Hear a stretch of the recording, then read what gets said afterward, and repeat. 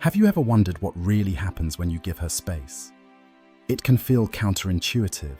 After all, if you care about someone, your first instinct is often to be close, to show affection, and to stay in touch.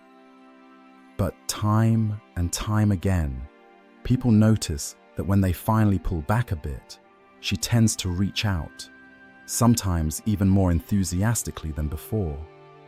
It's almost as if stepping away draws her closer. This isn't just a relationship cliché. There's actually a lot of fascinating science and psychology going on behind the scenes. Let's start with what happens in the brain. When two people spend a lot of time together, they're not just sharing laughs and memories, they're sharing brain chemistry. Every affectionate text, every inside joke, every moment of eye contact can trigger the release of hormones like dopamine and oxytocin. Dopamine is the neurotransmitter that makes us feel pleasure and motivation. It's the same chemical that lights up when you eat your favorite food or win a game. Oxytocin, on the other hand, is often called the cuddle hormone or bonding hormone. It's what helps us feel connected, trusting, and attached.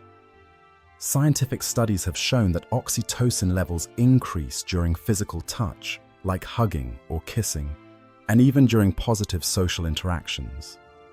For example, a 2010 study published in Psych Neuroendocrinology found that couples in long-term relationships experience spikes in oxytocin after shared physical contact, reinforcing emotional bonds.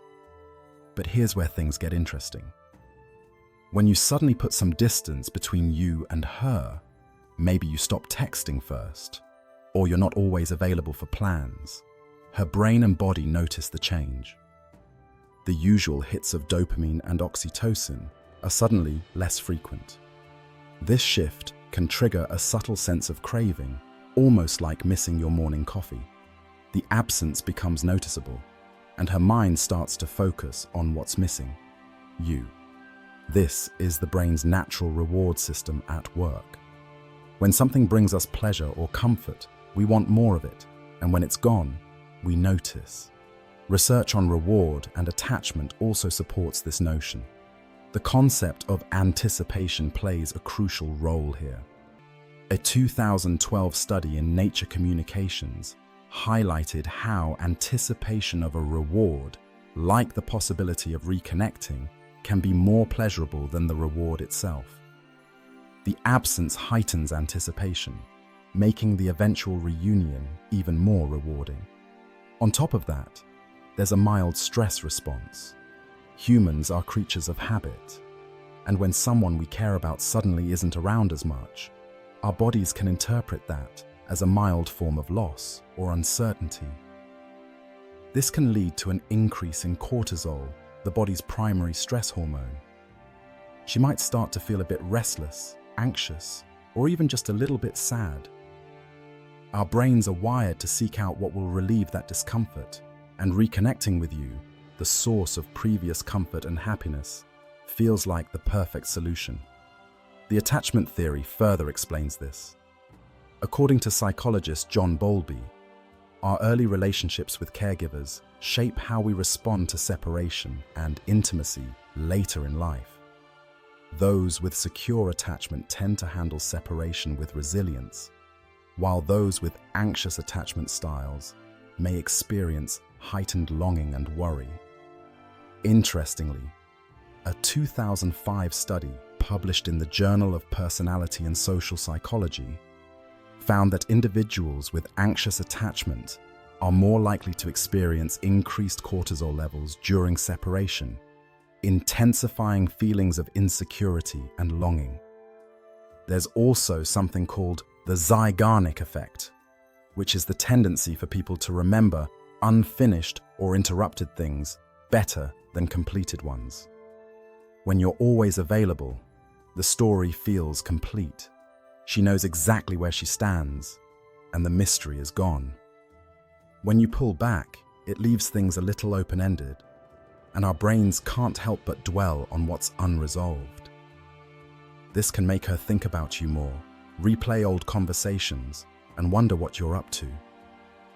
Cognitive psychology supports this with evidence that unresolved issues, or open loops, increase mental engagement. A 2013 study in the Journal of Experimental Psychology demonstrated that people tend to ruminate more on incomplete tasks than on completed ones, which fuels curiosity and desire to resolve the uncertainty. Psychologically, there's another phenomenon at play: reactance. This is a fancy term for what happens when people feel their freedom or autonomy is being restricted. When you're always present, she might feel a little overwhelmed or even take your presence for granted. But when you pull away, she suddenly feels that the choice to connect is hers again. That little bit of distance can actually make her want to bridge the gap, because now it's her decision, not something that's just happening by default.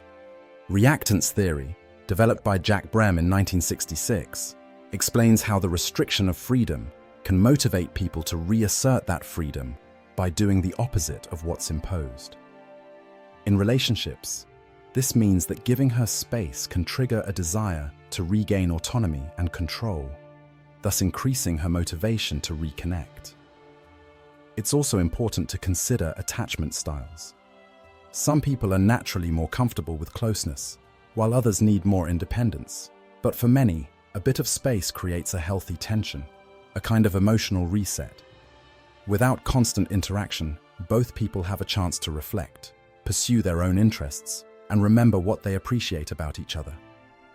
It prevents the relationship from feeling stale or routine, and it can reignite the excitement and anticipation that often fades in long-term connections.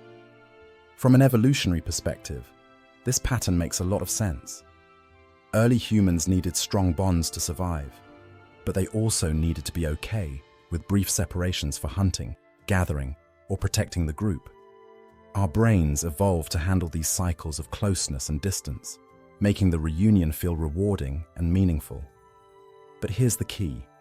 Giving space isn't about playing hard to get or manipulating feelings. It's about respecting each other's individuality and allowing attraction and connection to breathe. When you step back, you're showing trust in her and in the relationship. You're letting her miss you on her own terms, which is much more powerful than trying to force closeness. Research on relationship maintenance supports this. A 2014 study in the Journal of Social and Personal Relationships found that perceived independence and personal growth during periods of separation can actually strengthen relationship satisfaction over time, as it fosters mutual respect and admiration. So, if you've noticed that she comes back after you give her space, you're witnessing a mix of biology, psychology, and timeless human behavior in action. The absence creates a sense of longing. The brain craves the return of those feel-good chemicals, and the heart appreciates what it was missing. When you reunite, everything feels a little brighter, a little more exciting, and a lot more meaningful. If you've ever experienced this, you're not alone. Almost everyone, consciously or not, has felt the magnetic pull that a little distance can create. It's a natural part of how we connect, detach, and reconnect. So next time you feel nervous about giving her space, remember, sometimes a little distance is exactly what brings people closer together. And if you have your own stories or thoughts on the topic, I'd love to hear them. It's amazing how universal these patterns are, and sharing experiences can make all of us feel a bit more connected. Thank you so much for watching. If you found this video insightful or helpful, please take a moment to comment "insight" below. Your feedback means a lot. Don't forget to share this message with your family and friends, because knowledge grows when shared. If you want to explore more topics like this, be sure to check out the recommended videos on your screen. Remember, understanding ourselves better leads to healthier choices and happier lives. Stay curious, stay positive, and take care of your mind and body. Until next time, stay safe and keep learning.